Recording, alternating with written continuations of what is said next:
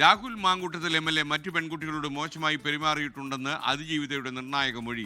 ആ വിവരങ്ങളൊക്കെ തനിക്ക് അറിയാം. ഇനി ഒരു പെൺകുട്ടിക്കും ഈ അവസ്ഥ ഉണ്ടാകരുതെന്നും അതുകൊണ്ടാണ് ഈ പരാതിയുമായി മുന്നോട്ട് വന്നതെന്നും യുവതിയുടെ മൊഴി.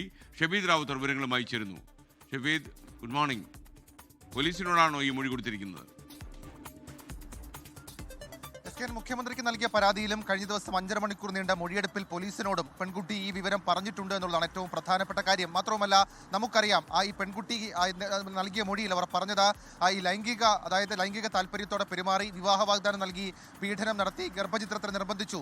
ഇതൊക്കെയായിരുന്നു FIR-ൽ വന്നതെങ്കിൽ അതിനൊക്കെ അപ്പുറത്തേക്ക് രാഹുൽ മാങ്കൂട്ടത്തിൽ മറ്റു പെൺകുട്ടികളോടും മോശമായി പെരുമാറിയിട്ടുണ്ട് എന്നുള്ള ഒരു വിവരം അത് പരാതിയിലും മൊഴിയിലും ഈ പെൺകുട്ടി പറയുമ്പോൾ ഈ സംഭവത്തിന്റെ ഗൗരവം വർദ്ധിക്കുകയാണ്. മാത്രമല്ല, ആ പെൺകുട്ടി മൊഴിയിലടക്കം പറഞ്ഞിട്ടുള്ള കാര്യങ്ങൾ, ഔദ്യോഗികമായി പോലീസ് രേഖപ്പെടുത്തിയിട്ടുള്ള കാര്യങ്ങളിൽ ചിലതിങ്ങനെയാണ്: രാഹുൽ മറ്റു പെൺകുട്ടികളോട് മോശമായി പെരുമാറിയ വിവരത്തെക്കുറിച്ച് തനിക്ക് അറിയാം. ഇനി ഒരു പെൺകുട്ടിക്കും ഈ അവസ്ഥ ഉണ്ടാകരുത്. ദുരനുഭവം സഹിക്കാൻ കഴിയാത്തതാണ്. അതിനാലാണ് പരാതിയുമായി മുന്നോട്ട് വന്നത് എന്നുള്ള കാര്യം കൂടി ഈ പെൺകുട്ടി പോലീസിന് ഇപ്പോൾ മൊഴിയായി നൽകിയിട്ടുണ്ട്. ഈ പെൺകുട്ടിയുടെ മൊഴിയിലെ ഈ പരാമർശത്തിൽ പോലീസ് വിവരങ്ങൾ തേടും.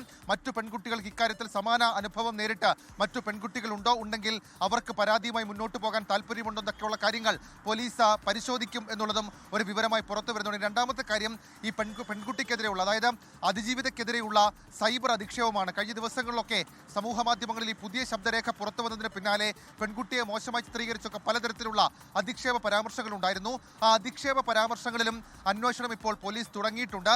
കഴിഞ്ഞ ദിവസം മുഖ്യമന്ത്രിയെ കണ്ടി പെൺകുട്ടി ആ ദുരനുഭവത്തെക്കുറിച്ച് കൂടി വ്യക്തമാക്കിയിരുന്നു. അതിലും പോലീസ് ഇപ്പോൾ അന്വേഷണം ആരംഭിച്ചു. ഒരു വനിതാ അഭിഭാഷക ഉൾപ്പെടെയുള്ള വിവരങ്ങൾ ഇതുമായി ബന്ധപ്പെട്ട് പോലീസ് തേടിയിട്ടുമുണ്ട്. ലോകത്തെവിടെയായാലും ഏത് സമയത്തും 24 വാർത്തകളും ഓഗ്മെന്റഡ് റിയാലിറ്റി പാക്കേജുകളും എക്സ്പ്ലെയിനറുകളും വിശദമായി കാണാൻ ഞങ്ങളുടെ YouTube ചാനൽ നിങ്ങൾക്ക് സബ്സ്ക്രൈബ് ചെയ്യാം.